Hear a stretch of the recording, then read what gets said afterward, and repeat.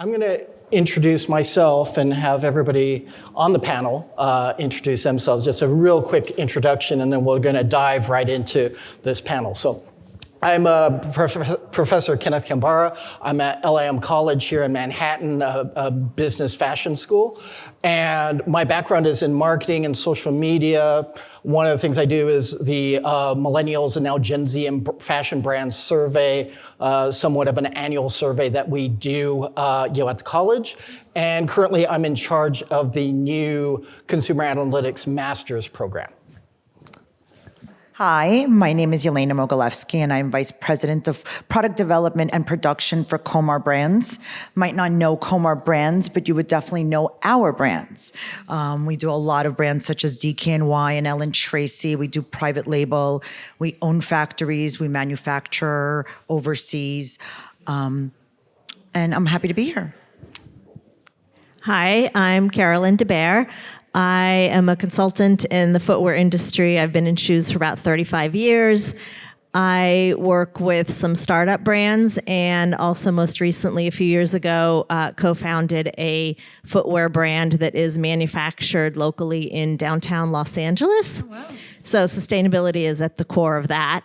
And I am an adjunct professor of footwear design at California College of the Arts in San Francisco, and I do work on intellectual property as a footwear expert for trademark, patent, and trade dress and trade secret litigation. Hi, everyone. My name is Stephanie Benedetto, and I'm the Queen of Raw. I come from a family background of over 100 years in fashion and textiles in New York, so it's definitely in my blood. And I'm here to tackle the $288 billion a year of unused textiles that sit in warehouses collecting dust, right, or get burned or sent to landfill. So we built supply chain software with an integrated marketplace, so businesses small to large can buy and sell that dead stock, keep it out of landfill, turn what would be pollution into profit, and read the data to minimize it going forward. So we've already saved to date over 1 billion gallons of water. We're just getting started. I mention that because never doubt that the actions you take can't save you a lot of money while changing the world. Hi, everyone. I'm Mary Kay Bida. I'm the Sales and Marketing Director at ECOfashion Corp. And ECOfashion Corp is a greenhouse of brands, as we like to call it. We have a couple in-house brands, including 2 with QVC, Seed to Style and Farm to Home. And I personally manage our B2B division, MetaWare, which is a turnkey, sustainable supply chain manufacturing platform. And what we do is we help both brands big and small have a turnkey and simplified way to adopt sustainability. In addition to that, we have our own cotton farm project called Reset, which is regenerate the environment, society, and economy through textiles. And thank you. And with that, we put a priority on preferred fibers and materials to really help try to push the whole industry forward. Our founder is eco-lifestyle pioneer Marcy Zaroff, who's really been a leading voice and authority in this space. So super excited to be here to chat with everyone. Great. So we're going to start with our first topic, and we're going to start off with Stephanie. After Stephanie, if any of the other panelists want to chime in on this topic, feel free to do so. So how would you define meaningful sustainability, and against which and what types of metrics should the apparel industry be measuring itself to demonstrate it? We're jumping right in. Okay, so that, S word sustainability means a lot of things to a lot of people, of course. And at the end of the day, for us, it's about building solutions, technologies, business models that make sense for people, for planet, but also for a business's profit. And those are kind of the metrics that I really wanted to focus on.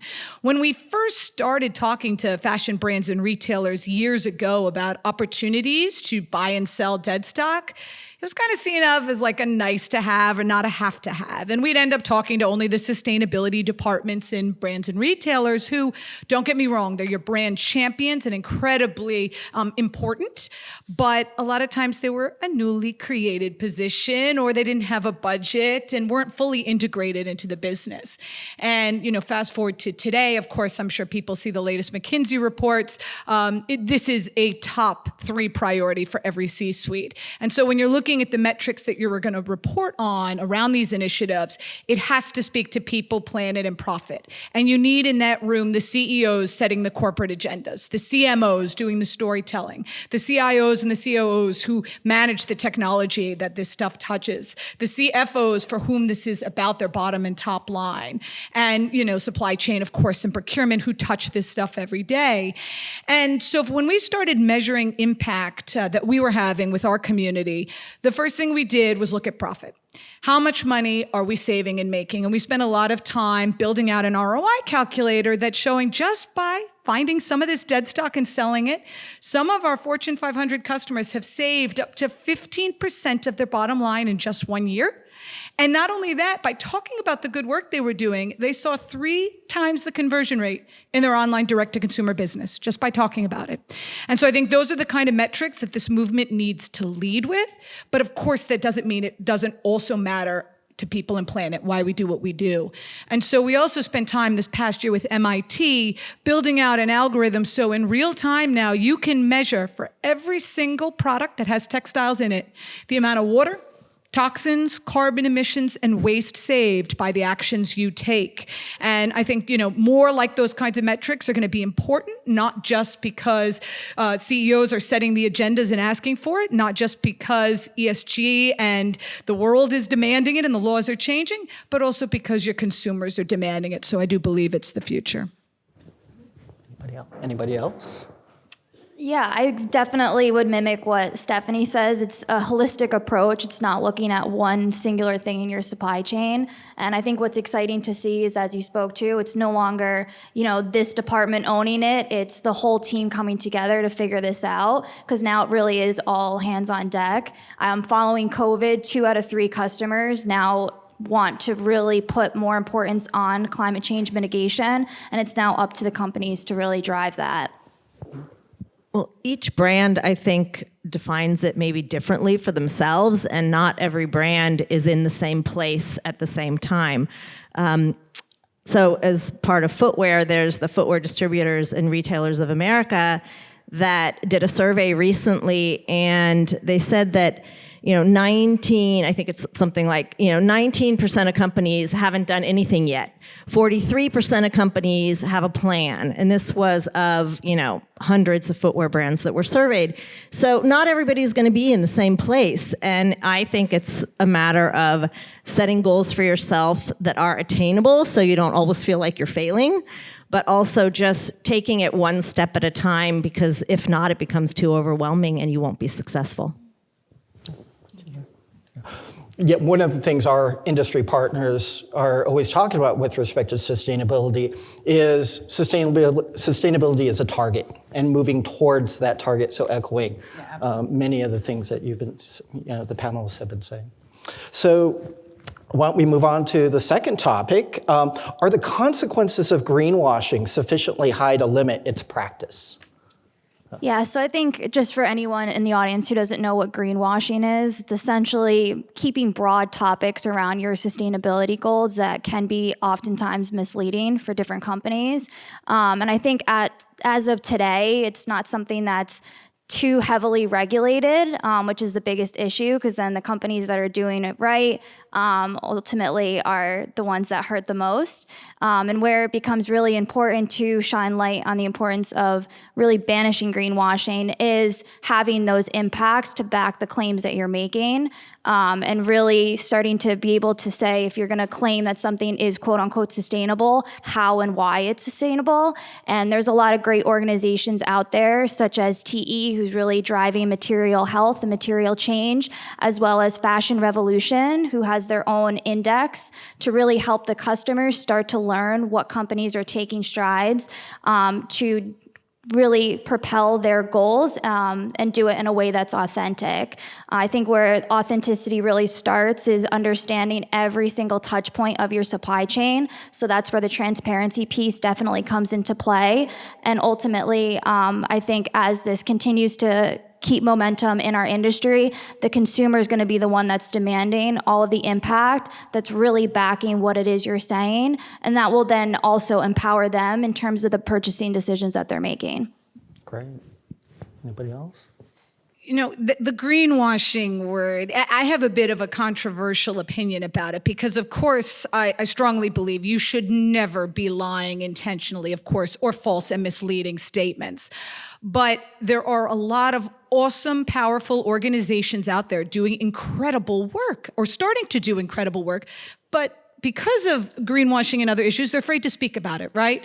And there are amazing commitments being made. We're going to be 100% sustainable by 2025, 2030, which is awesome. I think it puts a stake in the ground as to where we are going and what people care about. But when you hear those kind of statements, you almost don't know where to go and what to do on day one. You're a bit paralyzed. And I do want to encourage brands and retailers, small to large out there.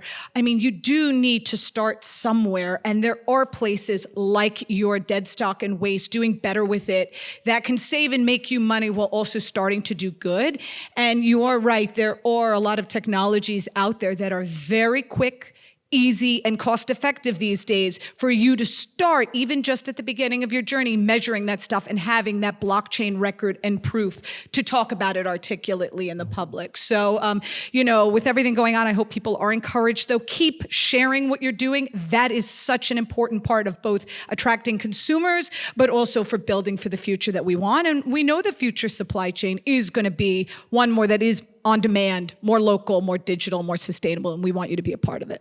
Totally. And just one more thing I'd like to add. I think another good security blanket for brands is looking to adopt third-party certifications, because that's a huge piece of the puzzle and something that you can ensure, like organizations such as GOTS that look at not only all the way through to the finished product, but each singular identity on the way to ensure in compliance. It then becomes your recognizable stamp of approval that you're doing it in the right way. But as Stephanie said, I feel like we need to shift the perspective from being one that's heavy or something that paralyzes you, and instead be something that you see a lot of potential in and can get excited about. Yeah, absolutely. And if I add, I think that a lot of companies, like you said, are starting to do things on a very small level and just not talking about them. For example, like all of our hang tags right now are recyclable. We don't scream that to the public. We don't call that out anywhere. All of our warehouses have solar panels and LED lights. Okay, that was a change that we made. We are moving towards sustainability, but yet not screaming it. And I think that we don't know how to communicate that to our customers. Having so many different brands, having so many different customers. So we're touching not only our own brands, we have D2C, we work with private label, we work with manufacturers, so how do you tell that story? And where is the right way to tell that story? Through our own brands or through our private label partners? So although sometimes companies and manufacturers are moving towards the right way and they're making changes and continually improving, they're not speaking about it the way they should be. And they're not out in the public telling everybody what they're doing. We'll probably go to the next question. I mean, I have plenty to say. Oh, okay. The only thing I was going to say to sort of reinforce some of these points is that I think there is something to be said about brand storytelling and integrating that sustainability into the brand storytelling, because there is this danger or this perception of this danger within this era of cancel culture. Gen Z, whatnot, demanding sustainability and willing to call out brands. And if you're a smaller brand that doesn't have a crisis PR management company, you could be at a disadvantage. So I could definitely see why a lot of brands are like kind of feeling a little sort of wary about this whole greenwashing topic. And I think some of the things that can be done have to do with the brand and have to do with storytelling and things like that. So great responses here. Okay, so next topic: how can we leverage technology to drive true sustainable impact for businesses while also providing a meaningful experience to end consumers? Well, it's funny, if my great-grandfather were alive today and I were explaining him what I'm doing with technology, right? I think we're selling technology to, in many ways, an industry that historically has still been doing things the old school way, right? And with a lot of legacy systems. Totally understandable why that happens, but the unique opportunity we have with what we're going through today is that this is the opportunity to start to digitally innovate. And I think for so long, sustainability has been seen as really good for little eco-conscious collections, right? And pilot projects, but nobody believed, and it is such a myth, that this can't be done automated and at scale for the most powerful companies in the world. I mean, we do it with Fortune 500, and there's some amazing large organizations out there who have published their EP&Ls showing you, here's the blueprint for how we did it, and here's how much money we saved and made by doing it at scale. And, how do they do that? Well, when we started building our platform, we focused first on a marketplace. We built a place where you can go, sell your waste, make some money. But we did that intentionally because we wanted our customers to be able to make money and then take that money and put it back into doing good work in their supply chain. You can then adopt technology innovations. You can pay your workers more. You can use your more sustainable materials. And your CapEx expenditure doesn't go up. How nice is that, right? And so now that our marketplace has been growing globally, we have built out fully supply chain software. And we did that to help businesses automate it and at scale, not only find all this waste and sell that waste, but read the data and intelligently minimize waste going forward. And that's the ultimate goal, right? I hope someday we write ourselves out of a marketplace business because we've solved the world's waste problem. We got a while to get there, especially through the pandemic, but the opportunity is there. And, within our software, that's where we leverage tools like blockchain and machine learning. But at the end of the day, my goal is, and if I'm doing my job as your technology partner, you don't have to worry about that, right? We take care of the technology and help you do your business, track those KPIs, and help everyone do better for people, planet, and profit. And then hopefully it's a win-win-win. And how do you say no to that? So that's where I think technology can really do wonders. I think that technology is helping us save money in many, many ways, right? With less sampling and the ability to digitally fit products. All of these things that we can do digitally are amazing and saving money. But then when we save that money, where do we want to put it? I think is the big question, right? We can raise our profits, but we can also reinvest in something that would help educate our consumer or achieve our sustainability goals. So I think that what we save doing technology is really, where do we apply it after? Yeah, I mean, technology in general has just changed the game. Specific to us, since we really help build supply chains on behalf of brands, now being able to track and trace the product and really highlight the work that you're doing from a sustainability lens has shown all the way through to the customer transparency on a whole nother level. What we're adopting now, much like Stephanie, is blockchain to be able to show all of the story, like we say, doing versus storytelling along the way really helps engage with customers all the way up through a QR code on a hang tag so that you have that kind of visibility with your customer and can start to share those stories, because we all know in terms of engaging with customers, it has to start with storytelling. And then, all of the yummy, juicy metrics on the back end needs to become just embedded into the models that we're working with. So I think in this digital age, we're now in a whole new day in terms of an industry, and it's really exciting to see kind of all the touch points we're now being able to have access to all the way through the resale economy, and really helping make sure that we're adopting circularity as part of this equation too. And what's kind of cool about that, right, is in addition to your customers being able to scan that QR code and seeing at point of purchase their impact, it isn't just about the story doing, the storytelling. They can also see why something is ascribed the value that it is. And with business models like ours and others that technology is opening up, it's helping you run more quickly and more efficiently, improving speed to market, but also helping you save costs, right? And then your consumers can actually get a like quality product at point of purchase that actually costs them the same or less while also being sustainable. And I think that's where we can start to shift the narrative too, that, sustainability has to cost you more money at point of purchase. It doesn't, and is part of how we have to show the consumers. I think I look at technology and sustainability a little bit from a different angle because, like you said, I think I look at it more from the 3D angle. And that's how it affects my world. And I continually am pushing my team. We have an amazing innovation center in Sri Lanka with a 3D and I'm pushing my team to sample via 3D instead of actual samples. And then it becomes, you say to yourself, you have big box retailers pushing us for sustainability in fabrics, in hang tags, and yet the amount of samples that they demand, when you think about it, from color runs, or when we're just presenting, they want to see before they even buy an entire line fully sampled, fully colored.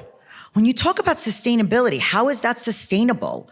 When we now have this incredible technology and we all have incredible imaginations, we know that we're experts in the business and we have this way of looking at product in a different way. It doesn't have to be tactile. You don't have to touch it. When you could see it in this 3D with this movement. And now I'm seeing downstairs during this incredible event, the 4D, and you can actually have avatars that move.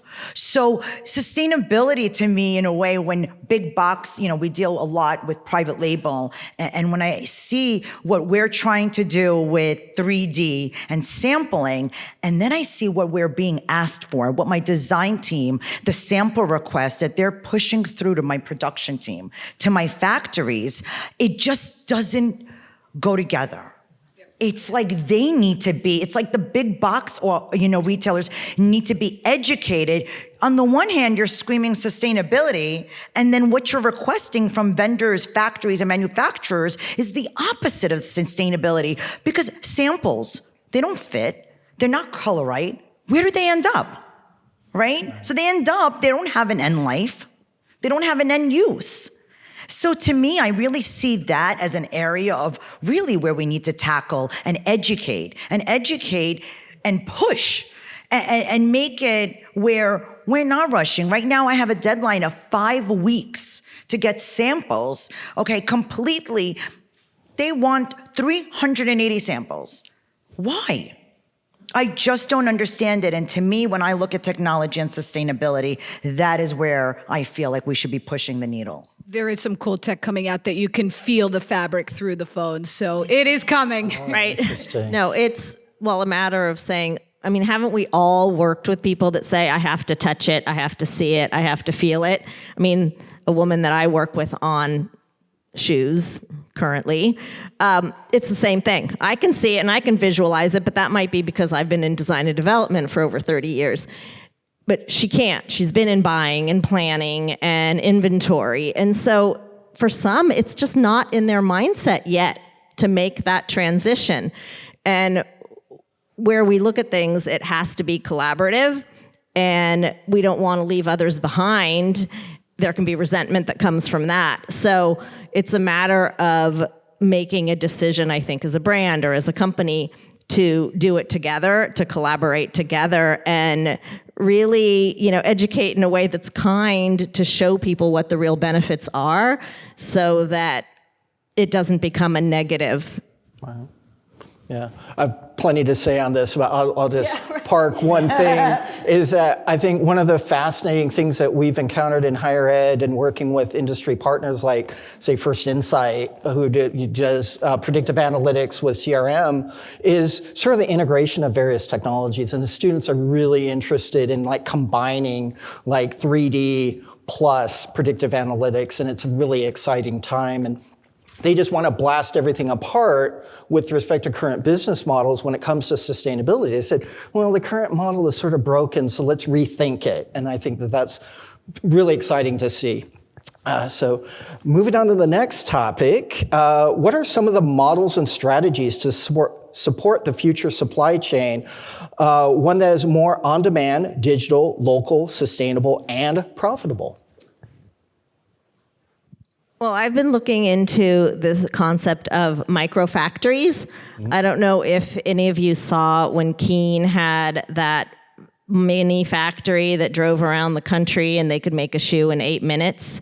And people could pick, they were going to universities and you could pick your upper and your outsole and they would put it together and they'd make a shoe in 8 minutes. I want to do that.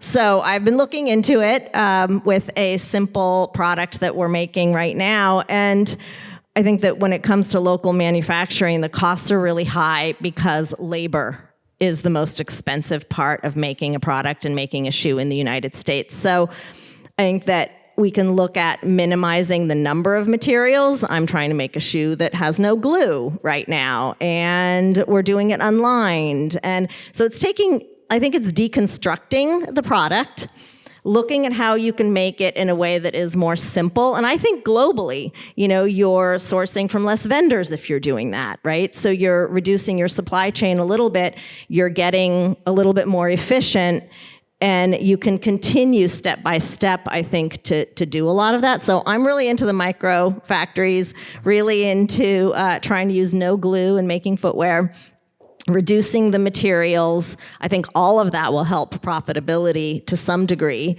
And you just keep going and going and educating yourself, educating the consumers, and the rest will follow. It's kind of cool to see, too, what's going on with design. I mean, we can go through all the incredible things that Nike and others have done to create really cutting-edge, hot drop, sold out in minutes, innovative shoes, to your point, and clothes, but with minimal waste and minimal toxins out of their own recycled materials, right? With that story to tell and at a good price. So, to some extent, I think we need to think differently with design thinking, which obviously education is doing an incredible job doing, but we find ourselves spending a lot of time talking to design departments in big fashion houses, from fast fashion to luxury, about how to design with dead stock. And it's interesting because they get challenged in the beginning. They're like, but this is not how we normally do it. We put an order in and we need a sample and we right? Like they just don't know. But when I talk to them about the benefits, well, guess what? Here's X amount of yards of what you need, located Y, right where you need it, Z at 80% off your wholesale price. And by the way, if you want to cut a yard from it and sample, it's cut from the same lot your production run will come from. No discrepancy in color, quality, style, curation. I mean, talk about improving speed to market and price and opportunistic pricing and cost. And then they realize how much time and resources it actually saves. So I think that's where we start to shift a little bit of these business practices while still integrating it into existing practices. And it just opens up a huge amount of opportunity for design and business. Well, we're doing small runs at this local factory in LA, and they do have a sample area with kind of the waste or things people didn't want. And we can just walk over there, and because our runs are so small, producing locally in the US, I got the stuff for $1 a square foot, and it was available that day.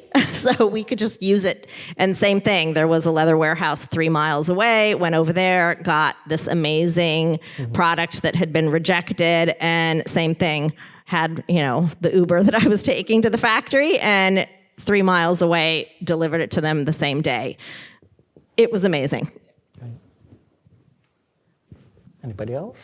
Yeah, all of it is so incredible. And I think lean manufacturing and on-demand really is going to continue to be on the rise. So personally with our business as well, it's something that we're looking at and seeing how for the bigger retailers do you incorporate that and slowly start integrating it so that you can more adapt to what the consumers want when they want it. And as you were saying too, there doesn't have to be compromises along the way. And I think that's a huge message with sustainability in general is, yes, you can make sure that you hit your price targets, quality, design, comfort, fit, etc. And you can have all the rest of these things that we're speaking to. It's just thinking differently and adopting those new models. Excellent. Did you? Yeah, and I think just the world we're in has been pushing designers towards designing more sustainability. I mean, just look what happened with Khan. We could just look at that, with the Xinjiang area and the ban of con from certain areas has really pushed people to BCI con. So now I can tell you from my company perspective, all of our con is BCI now, where 6 months ago, that was completely not the case. So it's sort of where not the designers pushing it, but what happened in the world pushed us to be more sustainable. So there's that aspect of it. And now our designers are seeing things from a different view. And now they're saying, well, maybe I should be choosing more sustainable fabrics. And now we're saying, well, guess what? We actually could afford the BCI, where every single time we were like, oh, no, don't go for the organic or the sustainable kind because we can't afford that. So my designers never even priced it or stayed away from it. All of a sudden they're forced to it. And guess what? We still got orders. Mm-hmm. So the Sustainable Apparel Coalition did a study, and it says that 80% of sourcing and material and sustainable decisions are made in the design process. So it makes a lot of sense. Great. All right. So next topic. What is our role in educating the consumer to better support a more sustainable operation internally?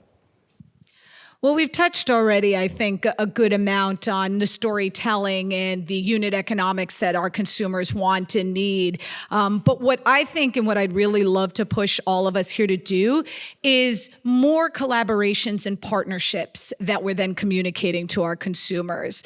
There's an interesting book called Transformative Markets by a man named Bob Lutke. And he went out at Georgetown and he analyzed all this publicly available information from 2018 to the present, and looked at companies and people who are transforming markets, and he ranked them against a trust factor of how much consumers really trusted and believed them. And somehow we ranked the highest above Amazon and above Google and above really powerful companies. And I asked him, I was like, how is this possible? And he said there were 3 reasons. And I mention this because I think this is valuable for any business that wants to transform a market. He said, 1, you are always talking about collaborations and partnerships. You work with MIT, you work with SAP, and you're out there doing cool collaborations together. 2, he said that by doing that, we also are communicating really important metrics, and we stand behind those numbers. We talk about the water, the toxins, the carbon emissions, and the waste saved. And 3, he said that we also have a lot of fun in what we do. And funny enough, those were the factors that actually contributed to us ranking so high in trustworthiness. So as you think about your brand and your journey in sustainability, I'm excited when this becomes less about sustainability, more just about the way good business is done. But I mentioned that in storytelling and in sharing to your consumers, have fun and do some cool partnerships. There's a reason that ThredUp and JCPenney and Macy's, right, did collaborations. There's a reason all of these cool companies going together and doing cool stuff, and don't be afraid to do it and talk about it. So COVID has given us an amazing opportunity to go more direct to the consumer. So it gives brands a better opportunity to educate them as well and to not forget about that. So I think it's about keeping it short but sweet, though. Don't inundate them with pages and pages of FAQs. We're all moving too fast for that, right? Unfortunately and fortunately. But I think that if we educate in a way that is collaborative and helpful, it will be more meaningful, and storytelling is definitely, I think, one of the biggest ways to do that. It engages the consumer. It's just like you want to engage the people that work for your company and have them believe in your values and your ideals as a brand. That will be your happiest employee, but it will also, I think, be your happiest consumer. So we talk about transparency a lot, and that's the big buzzword now, risk management and transparency. And we talk about transparency a lot from the vendor perspective, the factories. Are they being transparent with us? The suppliers, are they being transparent with us? But what about us? What about us as brands and companies who represent multiple brands? When we talk about a lot of companies, and I kind of keep going back to that as a manufacturer, we talk about brands and they have a brand that can tell a story. How do companies who deal with a lot of different retail spaces or different customers tell their story. I think it's important that they be transparent with their customers, be it either the retailers or the direct to consumers. So a lot of times we're not telling the story. As everything that we're doing to be transparent, we're not actually being transparent with the consumers, yet we want the transparency from our supply chains. So I really just think it's taking that same transparency and flowing it through to the end consumer. Well, they'll go with us, kind of every step of the way, right? Our successes and our storytelling is about saying, to some degree, we're not perfect. We didn't start out perfect. And as we go along and we tell the story, bring them with us because they'll be happy for our victories along the way. For anyone based in New York or with a large presence in New York, you can check out circularnyc.org. That's an initiative we started with H&M, Unilever, Cisco, Goldman Sachs, and the Ellen MacArthur Foundation, and some other big companies to change the laws in New York, make New York City circular in the coming years. But the goal is not just to slap businesses with millions of dollars in liability. It's to give us a community with platforms like ours that can actually help you solve those challenges and do better as a business and offset that coming legal liability. So the world is shifting. There are great groups and collaborations. This is just one example that you can be a part of today and start that partnership, that storytelling, and working towards that future. We talked about, or I know a question was, how do we keep companies accountable? And something that Joe said, and he was the speaker before this one, is that article of credit companies not giving credit if you are not meeting your sustainability plan. I think that's really interesting. That's actually putting your money where your mouth is. That's saying, okay, here's our sustainability plan. And as long as you're moving forward towards it, well, then the credit stays. But what if you're not? I thought that was a really interesting concept to make companies accountable. And gamify it. Gamify it for the business, but gamify it for your consumers too. Let them track the impact they have and give them loyalty and credits and coupons for recycling, reusing, reselling their goods, right? And you can get a business economic advantage from doing it and get more consumer loyalty. Well, this is a great segue because the next topic is how do we hold brands accountable for their product statements and define terms such as sustainable, eco, green, recycled, organic to educate consumers? Yeah, I definitely think this goes back to the metrics. That's definitely inherent to any of those claims. And last thing, just going back to the importance of community too, I think a great way to share this with consumers is to bring it back to what we've seen in food with the farm to table movement. Now we're really coming to age of the farm to fashion, because people forget your clothes don't grow in the department stores, and a lot of times they come from the same places your food does. So I personally, as a consumer, think that that's a very digestible way to really hone in on what the overall message here is and the interconnection of it all. I like that, farm to fashion. I know. We should start a brand. Right. No, we had, I think, touched briefly on certifications.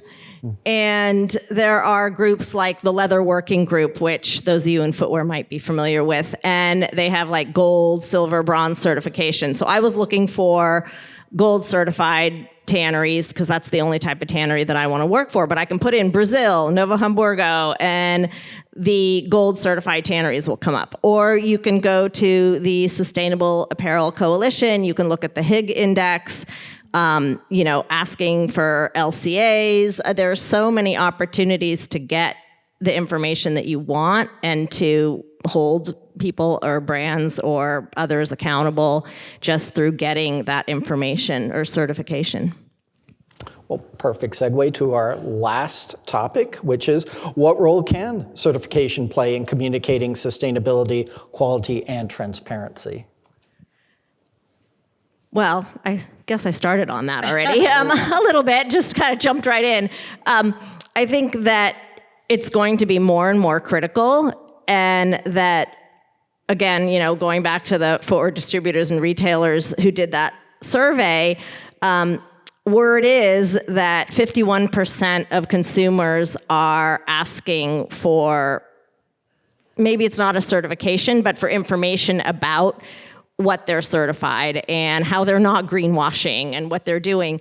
And so I think it will become more and more critical. But I think that you'd mentioned a couple of different places too that we're doing certifications, and just ask the questions. If you don't ask the questions, you won't get the answers. It's great too to see the people like the Amazons of the world with the Climate Pledge Friendly starting to help consumers identify how to look out for those labels. Because I think that's kind of the disconnect that we've seen in the last couple years is people don't know what to look for when they're in stores. So I think having those marketplaces and really starting to educate the consumer is very important. Yeah, the more we know. Definitely. Excellent. Well, we are out of time, but why don't we give a hand to our excellent Thank you. panelists. Thank you, everyone.